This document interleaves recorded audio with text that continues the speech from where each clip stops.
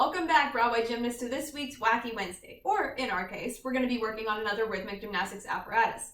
So, if you thought that I was uncoordinated last week with the ball, get ready for this week. We're going to go on ahead and get started with our stretch, and maybe that will get me a little bit more coordinated, because the practice that I did a little bit earlier was not coordinated. Let's put it that way. So yeah, I'm excited to see how it goes and see if I've improved in the past 10 minutes. The answer is probably no. But that's all right. That's what we're here to do, is learn and get better. I more watched a couple of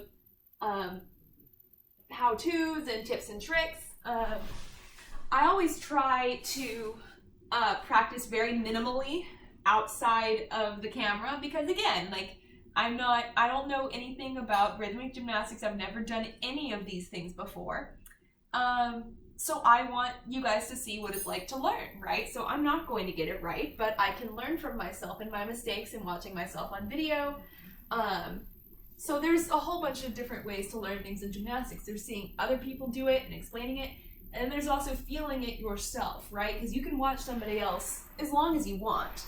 But unless you do it and you actually apply and say, oh, I made that mistake and that's what she was saying, it feels like this. Then you can actually make the connections, and that's whenever you start becoming more aware of what your body is doing. The hard part for me is I am aware of what my body is doing. An apparatus, however, I don't know where that is, so that's why I'm struggling, because I'm having to extend control of something that is not connected to me, and I'm like, oh no, I don't know how to do any of this. But you figure it out just like you do with other apparatuses in gymnastics, except those apparatuses don't move. These do. So it's gonna be lots of fun. But yeah, I'm excited. What we're gonna be doing today is the clubs.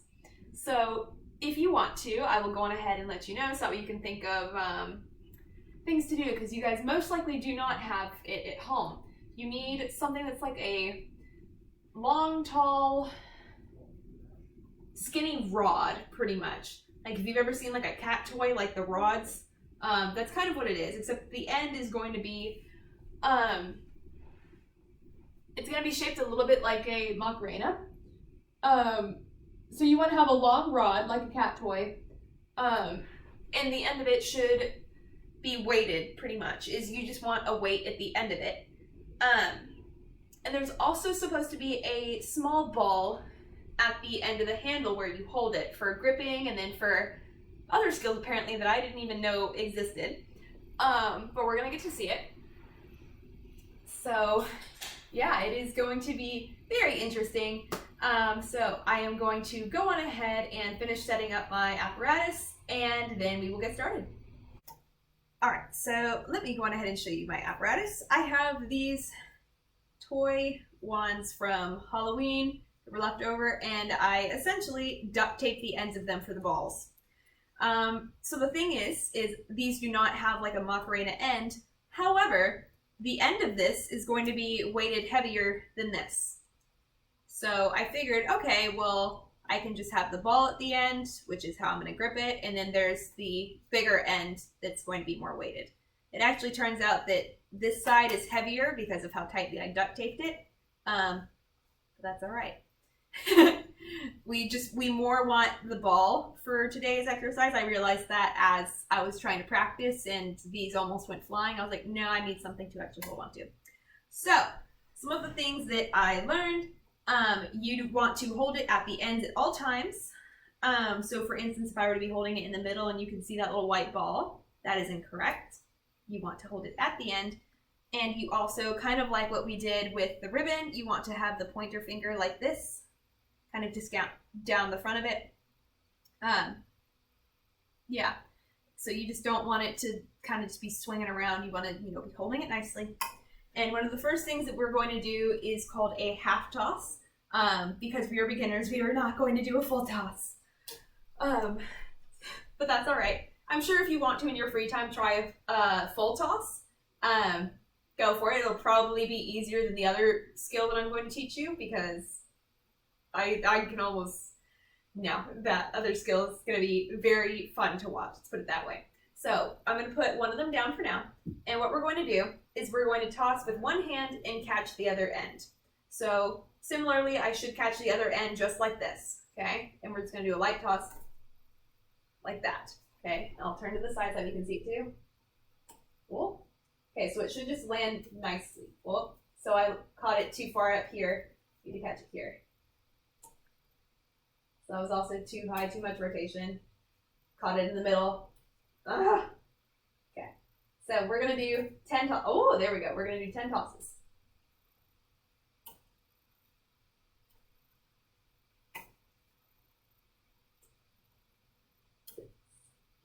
Seven.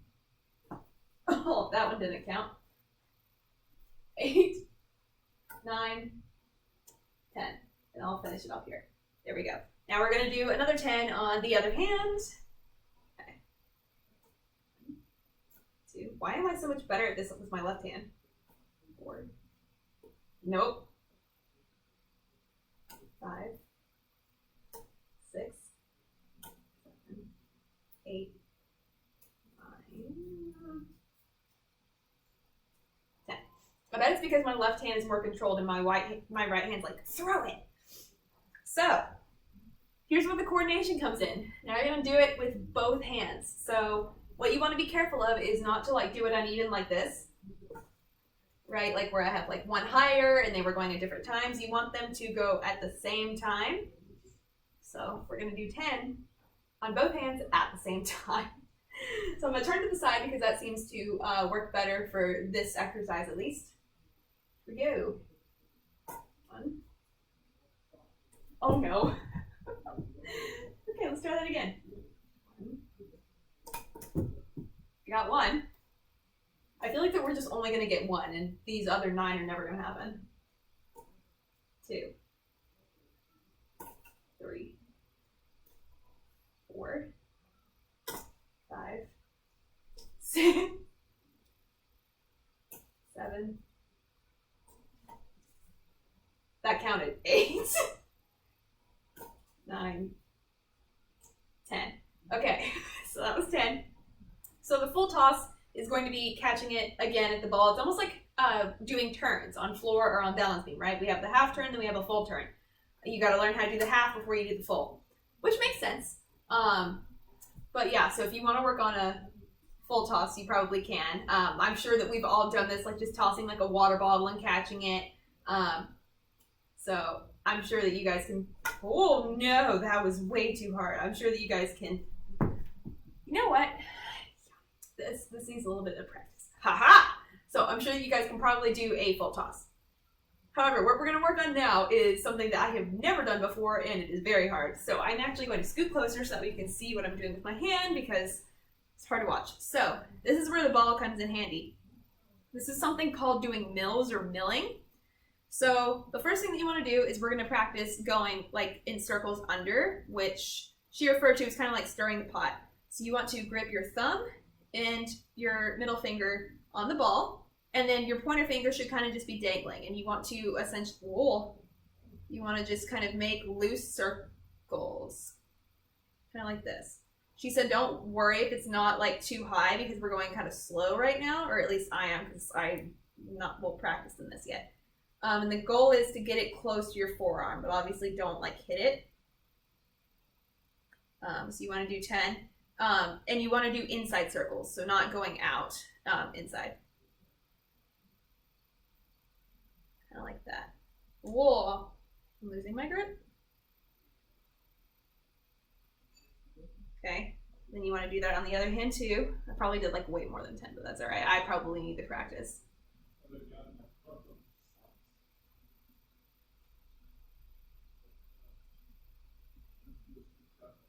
Okay. Now, this is where it got hard. Now you're going to do it over. And this is going to go on the outside.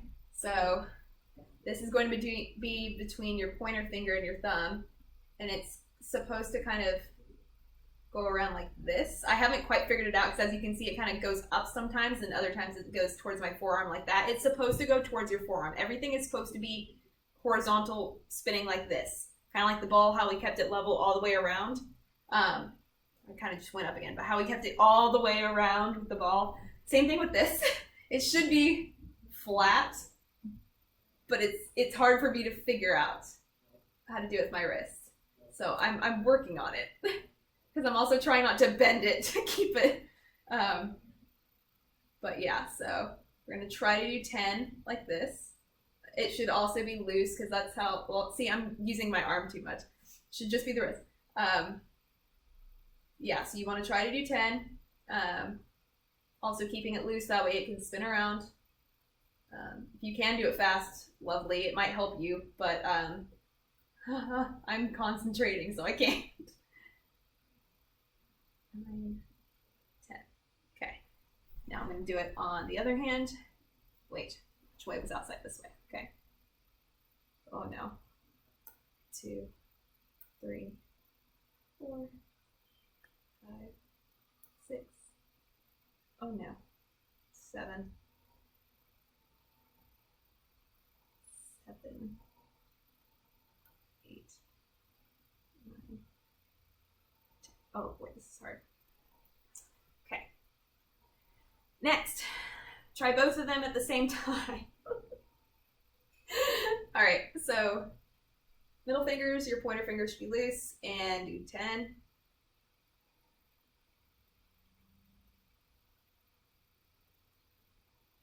Okay, and then do 10 this way.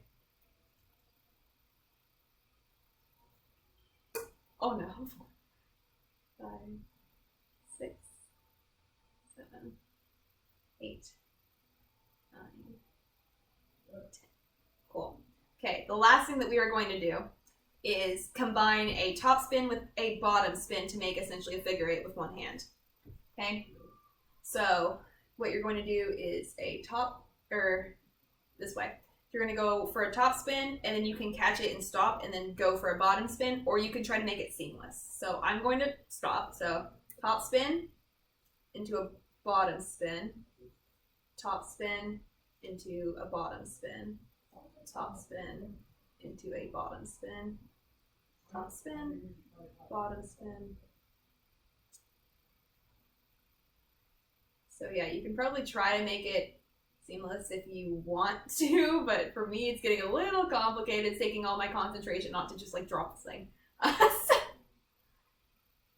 Ooh, I almost went the wrong way. Top spin, bottom spin, top spin. Okay, so I'm gonna do the same thing with this hand. Top spin, top spin, bottom spin, top spin. And again, you want to be conscious that down here is the middle finger with the front finger loose, so then you can catch it up again here and do pointer finger and thumb, and then here you're going to transition again. So it does make it easier whenever you use the fingers how they're supposed to be used.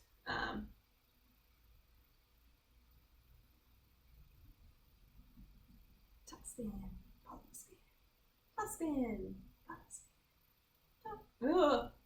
Top spin, bottom spin. Oh no, top spin. I feel like the more that I think about it, it actually gets harder. All right, relax. Okay, got 3 more. Okay, let's just do it. Top spin, bottom spin, top spin, bottom spin. Okay, sure. All right, so let's go on ahead and try them at the same time. Because why not? All right, so let's see, which way is it? Oh no, this is gonna be so hard. Okay,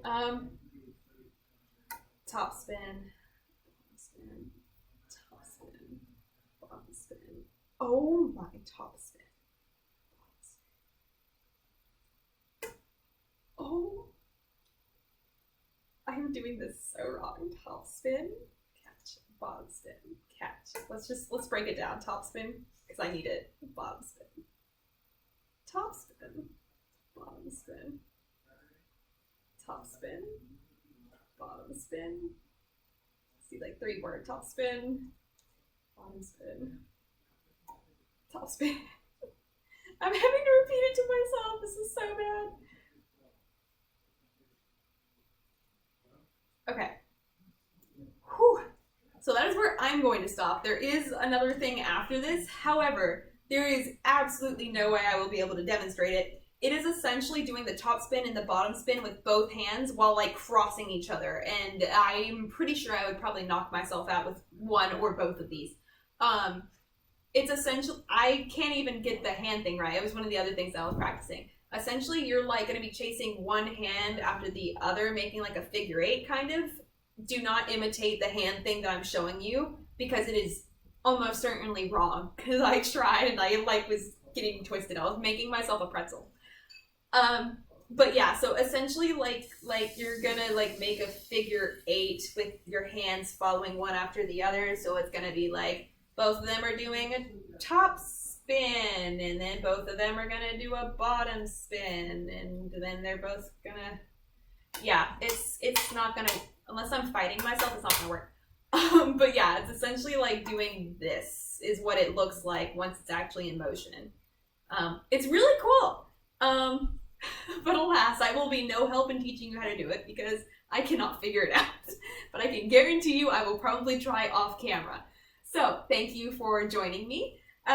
If you do not have, wands that you can make clubs out of by duct taping the ends, I'm sure that you can find any other object. You can even find a stick and duct tape it, honestly. You just need something cylindrical.